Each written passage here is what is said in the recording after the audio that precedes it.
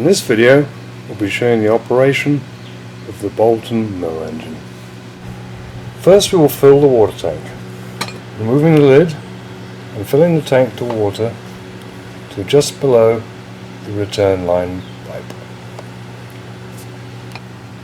Next, if necessary, we'll prime the pump. This is done by removing the square blanking plug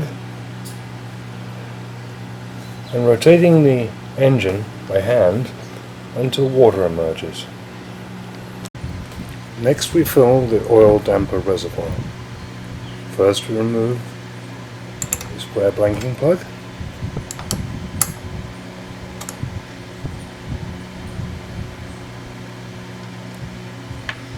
and fill it with a light machine oil.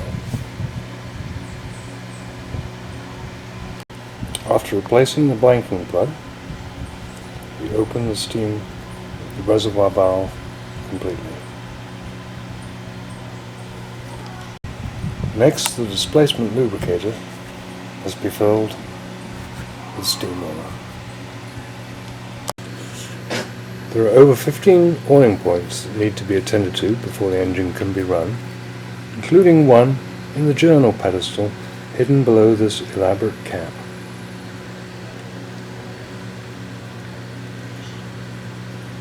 Once everything is complete, the engine can be started by opening the main steam valve.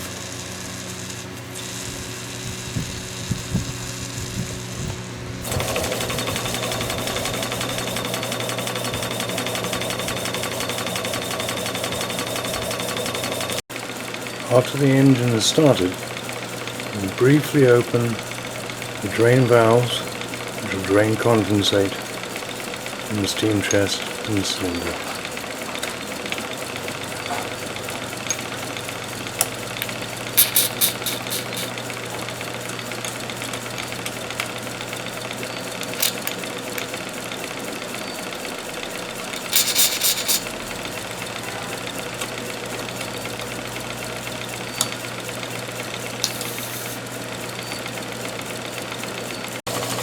The whistle on this plant is pretty loud. Control valve number 1 is the blowdown valve for the sight glass. Opening this valve will discharge water in the sight glass into the condensate tank. Control valve number 2 is a blowdown valve for the displacement lubricator. Opening this valve will blow the water from the condensate from the displacement lubricator into the condensate tank. During normal operation, control valve number 3 is in the open position. This draws water from the base of the water tower and routes it back to the top of the water tower. Closing control valve number 3 sends the water directly to the bore.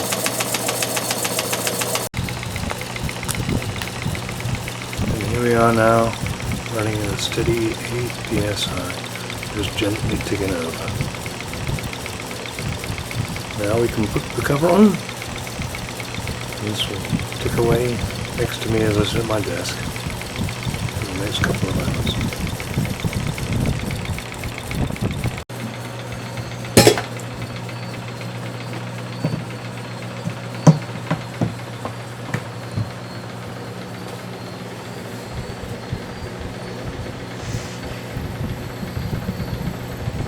There we are.